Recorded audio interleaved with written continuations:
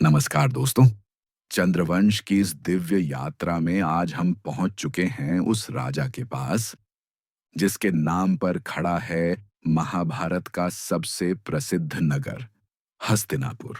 कौन था वह दूरदर्शी राजा जिसने गंगा के किनारे एक ऐसे शहर की नींव रखी जो हजारों वर्षों तक भारत की राजनीति का केंद्र बना रहा। आज की कहानी है महान राजा हस्तिन की। महान चक्रवर्ती भरत के बाद उनका दत्तक पुत्र भूमन्यु राजा बना। भूमन्यु ने राज्य को सुचारू रूप से चलाया और अपने पिता की नीतियों को आगे बढ़ाया। भूमन्यु के बाद उनका पुत्र सुहोत्र राजा बना। सुहोत्र एक महत्वाकांक्षी राजा था जिसने राज्य का और विस्तार किया। सुहोत्र का पुत्र था हस्तिना। कथाओं में वर्णन मिलता है कि जन्म के समय से ही यह बालक असाधारण शक्ति का धनी था। उसकी पकड़ इतनी मजबूत थी कि लोग उसे प्यार से हस्तिना कहने लगे, जिसका अर्थ है दृढ़ हाथी के समान शक्तिशाली। युवा होने पर हस्तिन ने अपने राज्य की स्थिति का निरीक्षण किया। राज्य समृद्ध था, पर राजधानी उस समय राजधानी थी प्रतिष्ठान। यह एक प्राचीन नगर था जिसे इला ने स्थापित किया था। हाँ, वही इला जिनका विवाह भुदु से हुआ था और जो एक अद्भुत वरदान के कारण कभी स्त्री और कभी पुरुष रूप में रहती थी। यदि आप इला की यह रोचक कथा सुनना चाहते हैं तो हमें कमेंट्स में जरूर बताइए। हम इसे किसी और दिन संक्षेप में जरूर देखेंगे। लेकिन अभी हमारा ध्यान है राजा हस्तिन पर। जब हस्तिन ने उस राजधानी का निरीक्षण किया तो उसे साफ दिखाई देने लगा कि यह नगर अब भविष्य के लिए उपयुक्त नहीं रहा। प्रतिष्ठान में जगह की कमी थी, पुराने भवन टूट रहे थे और सबसे बड़ी समस्या, यह शहर लगातार बाढ़ के खतरे में रहता था। हर साल मानसून में नदियां उफान पर आती और शहर के कई हिस्सों में पानी भर जाता।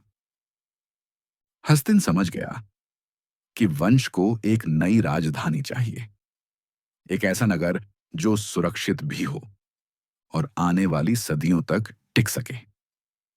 हस्तिन ने तुरंत अपने सलाहकारों और श्रेष्ठ वास्तुकारों को बुलाया। उसने आदेश दिया, पूरे राज्य का सर्वेक्षण किया जाए और वह स्थान खोजा जाए जहां नई राजधानी बसाई जा सके। महीनों की खोज के बाद आखिरकार एक आदर्श स्थान मिला। गंगा नदी के किनारे स्थित एक विशाल विस्तृत मैदान। यह स्थान हर दृष्टि से परिपूर्ण था। पहला, यह ऊंचाई पर था, इसलिए बाढ़ का खतरा बहुत कम था। दूसरा, गंगा पास थी, इसलिए जल की कोई कमी नहीं। तीसरा, यह प्रमुख व्यापारिक मार्गों के बीच में था। चौथा, चारों ओर उपजाऊ भूमि फैली थी। और पांचवां, यहां घने जंगल थे जहां हाथियों के झुंड निवास करते थे। उस समय हाथी शक्ति और समृद्धि के प्रतीक माने जाते थे। जिस राज्य में हाथियों की भरमार हो, वह राज्य स्वाभाविक रूप से शक्तिशाली माना जाता था।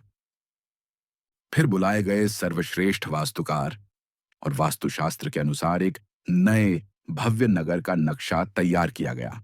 हजारों कारीगर लाए गए। धीरे धीरे एक भव्य नगर आकार लेने लगा। ऊंचे राजप्रासाद, शक्तिशाली दुर्ग, विस्तृत मार्ग और गंगा की पवित्र धारा नगर के भविष्य की साक्षी बनी खड़ी थी। जल प्रबंधन पर विशेष ध्यान दिया गया। गंगा से नहरें निकाली गईं जो पूरे शहर को जीवन देती थीं। कुछ वर्षों के कठोर परिश्रम के बाद नगर तैयार था।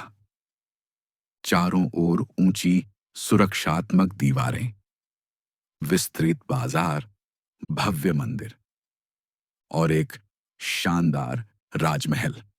नगर पूर्ण होने पर एक भव्य समारोह हुआ। दूर दूर के राजा और ऋषि मुनि पधारे। महायज्ञ संपन्न हुआ। उस दिन हस्तिन ने सभा में घोषणा की, इस नए नगर का नाम होगा हस्तिनापुर। हस्तिन का अर्थ है हाथी और पुर का अर्थ नगर, अर्थात हाथियों का नगर हस्तिनापुर। यह नाम दो कारणों से चुना गया था। पहला, क्योंकि इस क्षेत्र में हाथियों के विशाल झुंड रहते थे, और दूसरा, क्योंकि उस युग में हाथी शक्ति और समृद्धि के प्रतीक माने जाते थे। हस्तिन चाहता था कि उसका नगर भी उसी तरह शक्तिशाली हो, उसी तरह समृद्ध हो, जैसे हाथी स्वयं होते हैं। धीरे धीरे पूरा प्रशासन प्रतिष्ठान से हस्तिनापुर आ गया। सेना, मंत्री, व्यापार सब नए नगर में स्थापित हुए। कुछ ही वर्षों में हस्तिनापुर न केवल नई राजधानी बना, बल्कि पूरे भारत के सबसे महत्वपूर्ण नगरों में से एक बन गया। हस्तिन ने लंबे समय तक शासन किया और उसके शासन में हस्तिनापुर सचमुच फला फूला। व्यापार बढ़ा, कला और संस्कृति को नया जीवन मिला और नगर दिन प्रतिदिन समृद्ध होता गया। उसके काल में कोई बड़ा युद्ध नहीं हुआ। हस्तिन की सबसे बड़ी उपलब्धि यही थी, उसने एक ऐसा नगर बसाया जो आने वाली सदियों तक भारत का केंद्र बना रहा। हस्तिनापुर सिर्फ एक राजधानी नहीं थी, यह एक प्रतीक था, शक्ति का प्रतीक, समृद्धि का प्रतीक और सबसे बढ़कर पुरुवंश के गौरव का प्रतीक। आज हजारों साल बाद भी हस्तिनापुर का अस्तित्व बना हुआ है। यह मेरठ जिले में दिल्ली से लगभग 110 किलोमीटर उत्तर पूर्व में स्थित है। 1950 से 1952 के बीच प्रसिद्ध पुरातत्वविद बीबी लाल ने यहां उत्खनन किया।